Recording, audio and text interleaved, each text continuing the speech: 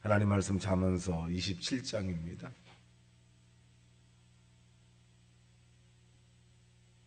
자, 우리 합독합니다. 시작. 너는 내일 일을 자랑하지 말라.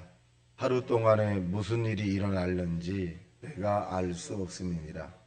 타인이 너를 칭찬하게 하고 내 입으로는 하지 말며 외인이 너를 칭찬하게 하고 내 입술로는 하지 말지니라. 돌은 무겁고 모래도 가볍지 아니하거니와 미련한 자의 분노는 이 돌보다 무거우니라.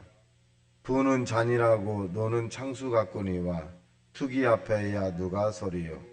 면책은 숨은 사랑보다 나으니라. 친구의 아픈 책망은 충직으로 말미암은 것이나 원수의 잦은 입맞춤은 거짓에서 난 것이니라. 배부른 자는 꿀이라도 싫어하고 줄인 자에게는 쓴 곳이라도 다니라.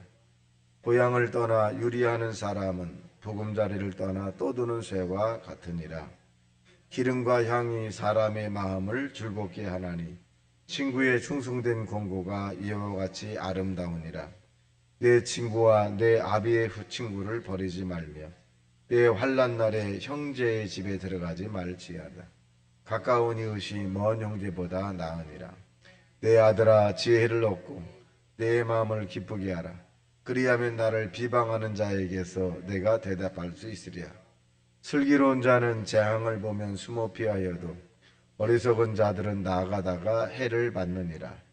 타인을 위하여 보증선자의 옷을 취하라. 외인들을 위하여 보증선자는 그의 몸을 불모 잡을지니라. 큰 소리가 자기 이웃을 축복하며 도리어 저주같이 여기게 되리라. 다투는 여자는 비 오는 날에 이어 떨어지는 물방울이라. 그를 제어하기가 바람에 제어하는 것 같고 오른손으로 기름을 움키는 것 같으니라. 철이 철을 날카롭게 하는 것 같이 사람이 그의 친구의 얼굴을 빛나게 하느니라. 무화과 나무를 지키는 자는 그 과실을 먹고 자기 주인에게 시중드는 자는 영화를 얻느니라. 물이 비치면 얼굴이 서로 같은 것 같이 사람의 마음도 서로 비치느니라. 서울과 아마도는 만족함이 없고 사람의 눈도 만족함이 없느니라. 도가니는 은을 풀무는 둠을 칭찬하러 사람을 단련하느니라. 미련한 자를 곡물과 함께 절구해 놓고 공의로 찌을지라도 그의 미련은 벗겨지지 아니하느니라. 내 양떼 형편을 부지런히 살피며 내 소떼에게 마음을 두라. 대저 재물은 영원히 있지 못하나니 멸류관이 어찌 대대히 있으랴. 풀을 벤 후에는 새로 움이 넣나니 산에서 꿀을 거둘 것이니라. 어린 양의 털은 내 옷이 되며 염소는 밭을 사는 값이 되며 염소의 젖은 넉넉하여 너와 내 집의 양 음식이 되며 내 여종의 먹을 것이 되느니라. 아멘. 자, 오늘 본문에 있는 내용도 역시 이 잠언의 내용은 우리를 의롭게 하고 정직하게 하고 지혜롭게 한다. 이 부분을 우리에게 말씀해 주고 있는데 1절입니다. 시작. 너는 내일 일을 자랑하지 말라. 하루 동안에 무슨 일이 일어날는지 내가 알 수 없습니다. 그러니까 내일이라고 하는 것은 저와 여러분에게 하나님의 선물입니다. 이 내일이 우리에게 다 같이 오는 것은 아니죠. 어떤 사람의 내일이 올 수도 있고 어떤 사람의 내일이라는 것이 오지 않을 수 있어요. 그러니까 이 성경은 우리에게 이 하루하루의 그날에 최선을 다하라는 것이에요. 최선을 다하라.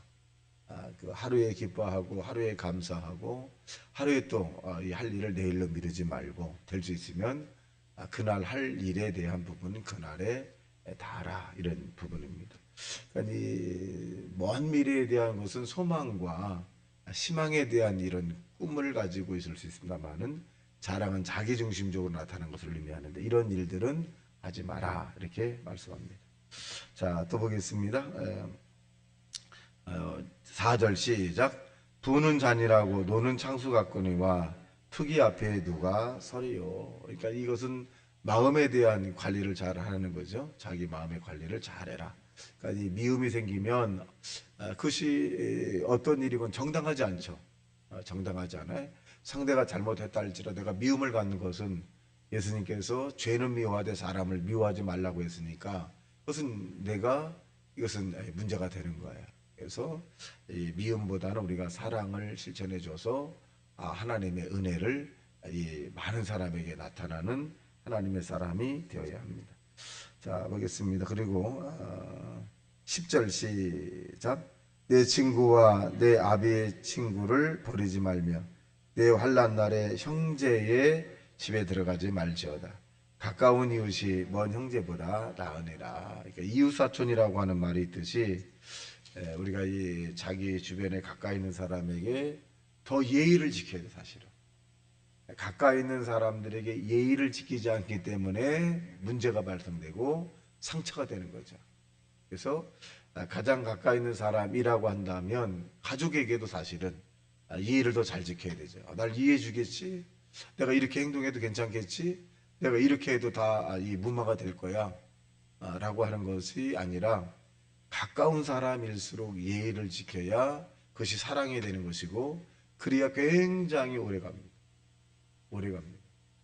그래서 교회에서 밖에 친구가 교회에 와서 뭐 언니 동생 뭐 이름 불러가면서 막 이렇게 하다 보면 그것이 친근감이 있을 수 있어요.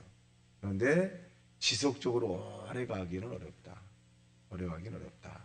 그래서 왜 그러냐면 그러다 보면 이 선을 넘어가거든요. 오늘 정치의 이 화두가 되는 단어 가운데 하나가 뭐냐면 선을 넘는다 뭐 이런 말이 있는데, 심리적 경계선에 대한 부분을 넘어서는 서로가 상처를 받는 거예요. 상대는 친하다고 했는데 그 친한 것이 넘어서게 되면 상처가 되는 거예요.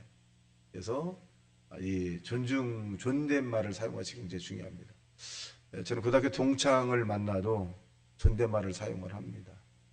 후배를 만나도 존댓말을 사용하고, 나이가 나보다 어린 사람이라 할지라도 목회자라고 한다면 존댓말을 해줍니다. 그 이거 뭐냐면 예의거든요. 내가 상대를 무시하면 상대 나를 무시하는 것이고, 내가 반말을 하면 상대도 반말하는 거예요. 그래서 이 존칭이라고 하는 것은 상대를 인격적으로 존중해주는 부분의 외적인 표현이죠. 그래서 교인과 교인 사이에서도 언어적 표현이 존칭, 즉 예의를 갖춘 언어적 표현을 하는 것이 굉장히 중요합니다.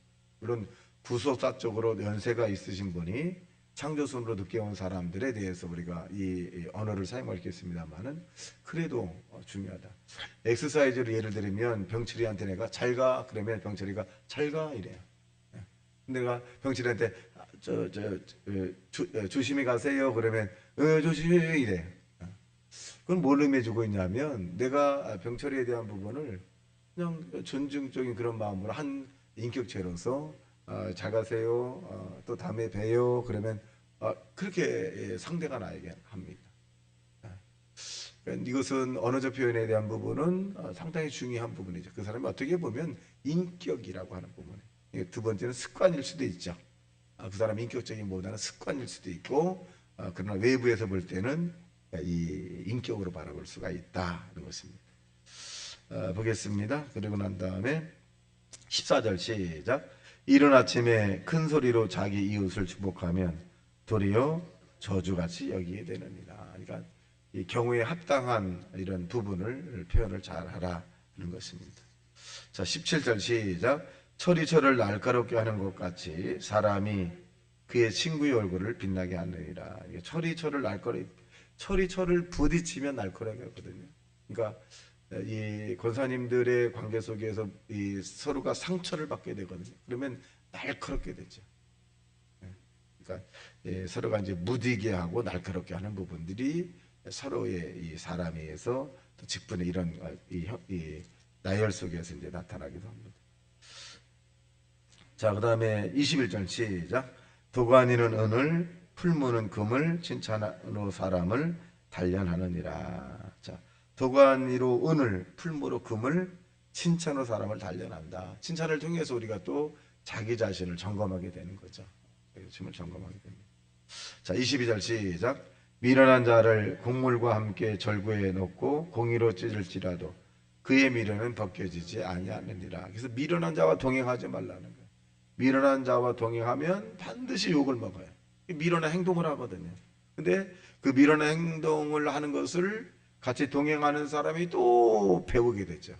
그래서 그 사람의 친구를 보면 그 사람을 알 수 있다라고 하듯이 이 미련이라고 하는 것, 우리는 지혜로운 자와 동행하고 즉 하나님을 믿고 하나님의 열심적인 사람과 함께 동행하는 것이 중요하다.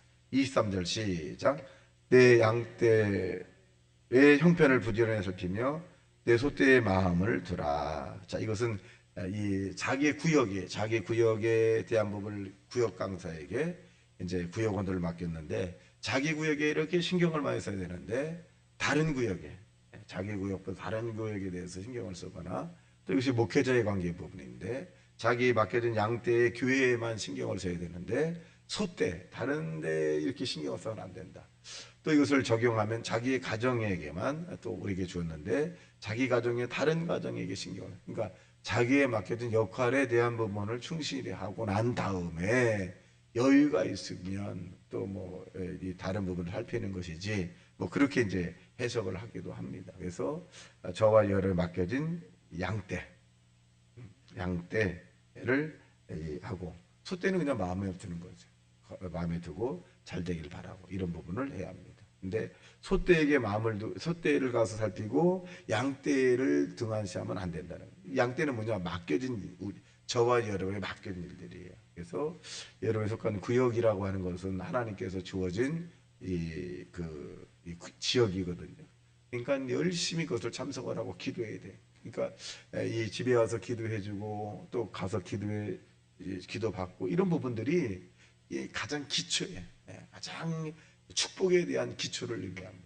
그래서 이것을 뛰어넘어서 이 구역이라고 하는 것을 뛰어넘어서 뭔가 하려고 하지 말고 구역 예배 하나 시간을 내어서 예배드리고 또 이 합심으로 기도해주고 이런 부분들이 축복에 대한 이 계단으로 될 수가 있습니다. 이것이 바로 자기가 속한 양떼에 관심을 갖는 것이다라고 볼 수 있습니다.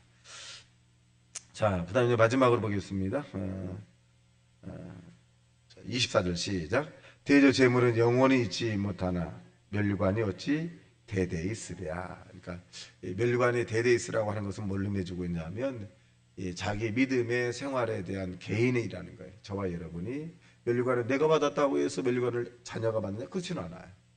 저와 여러분이 주어진 그런 사명에 대한 이 하나님의 이 상이 있습니다. 그 상을 향해서 오늘도 힘차게 달려가는 저와 여러분 되시기를 주님의 이름으로 축원합니다. 다 같이 말씀 생각하며 통성 기도합니다. 주여 주여 주여